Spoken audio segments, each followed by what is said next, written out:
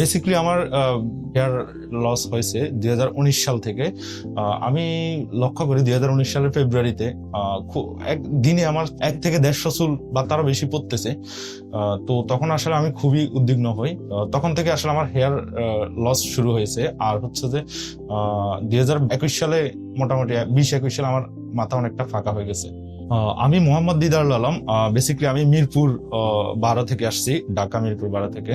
তো আমি বর্তমানে সফটওয়্যার ইঞ্জিনিয়ার হিসেবে একটা সফটওয়্যার কোম্পানিতে কাজ করতেছি। আমার বয়স হচ্ছে যে 29। 2021-এর শেষের দিকে বা 22-এর শুরুর দিকে আমি ফেসবুক পোস্টে আসগর আলী ভাইয়ের একটা পোস্ট দেখতে পাই। ওইখানে উনি ওনার হেয়ার ট্রান্সপ্লান্টের অভিজ্ঞতা বর্ণনা করেছেন। তো যেটা আমাকে আসলে ইন্সপায়ার করেছে, সেখান থেকে মূলত আমার সিদ্ধান্ত নেওয়া হেয়ার ট্রান্সপ্লান্টেশনের। তখন মোটামুটি আমার অনেক চুল পড়ে গেছে। তো আসলে এটা একটা মেন রিজন যে আমি আসলে কেন হেয়ার ট্রান্সপ্লান্ট করাতে চাই। হেয়ার ট্রান্সপ্লান্টের জন্য হেয়ার ফ্রি হেয়ার গ্রো এর সুরাত ব্রাঞ্চ থেকে ডাক্তারগণ এসেছিলেন ঢাকার উত্তরাতে। তো একটা আমার আর্জেন্সির কারণে আমি ওই আমার ওনাদের যে কনফারেন্স সেটা মিস করি।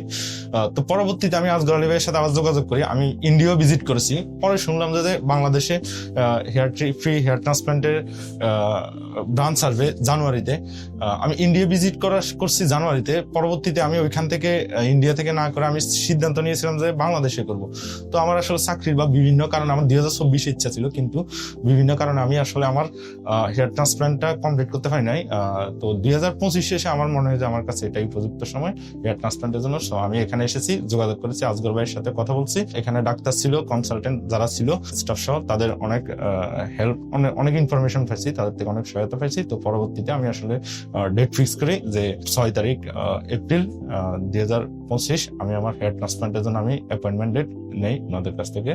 তো আমার আসলে জার্নি হচ্ছে যে জানার বা হেয়ার ট্রান্সপ্লান্ট সম্পর্কে জানার, বা হেয়ার ট্রান্সপ্লান্ট কি জিনিস বা কোথায় করলে ভালো হবে, কোন ক্লিনিকে করলে ভালো হবে, এটা আমার আগে জানার ধারণা ছিল না। পরে আমি জানছি, জানার পর আমি ওনাদের থেকে অ্যাপয়েন্টমেন্ট নিয়েছি এবং আমি সিদ্ধান্ত নিয়েছি যে আমি এখানে করবো। বেসিক্যালি 2019-20 এবং 21 সাল পর্যন্ত আমার ধারণা মতে বাংলাদেশে ওইরকম কোনো বা মার্কেটিং বা যে কোনো কারণে হোক আমার ধারণা ছিল না যে হেয়ার ট্রান্সপ্লান্ট হয় ভালো কোথাও। কিন্তু বাংলাদেশে কিছু আসছিল, ওইগুলো আসলে ট্রাস্ট ছিল না বা ভালো কোনো ইনফরমেশন পাই না এই সম্পর্কে। আসলে আমি এর জন্য তখন কোনো চিকিৎসা নেই নাই, কারণ আমি আমার একটা সেন্সিটিভ জিনিস আমি অন্য কোথাও দিয়ে আমার নিজের সময় এবং মানি এবং নিজের সৌন্দর্য নষ্ট করতে চাই।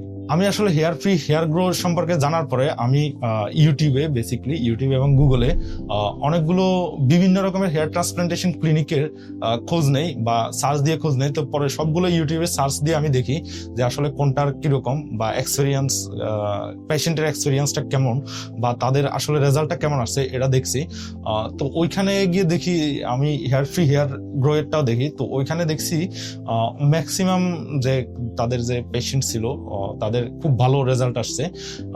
তো আসলে এইখান থেকে আমার একটা, আর আসগর আলী ভাইয়ের প্রিভিয়াসলি আমি হিস্টোরি শুনছি, এখান থেকে আসলে আমার হেয়ার ফ্রি হেয়ার গ্রো এর সম্পর্কে ভালো একটা ট্রাস্ট এসেছে। আমি কম না হলেও 30 থেকে 40টার মতো আমি ওদের ইন্টারভিউ, যে পেশেন্টের ইন্টারভিউ আফটার হেয়ার ট্রান্সপ্লান্টেশন, তাদের যে সাকসেস স্টোরি ওগুলো দেখেছি। তো আসলে বেসিক্যালি এটা আমাকে ইন্সপায়ার করেছে।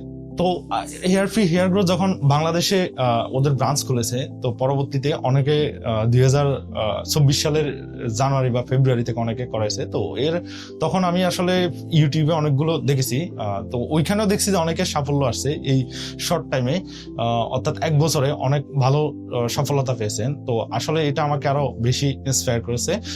তো আসলে one of the best reason to choice this hair transplantation clinic. Basically এত রিভিউ এবং এত কিছু hair free hair grow clinic সম্পর্কে জানার পরে তো আমার আসলে অনেক বড় একটা এক্সপেকটেশন আছে এখানকার doctors, consultant and other technician, other stuffs.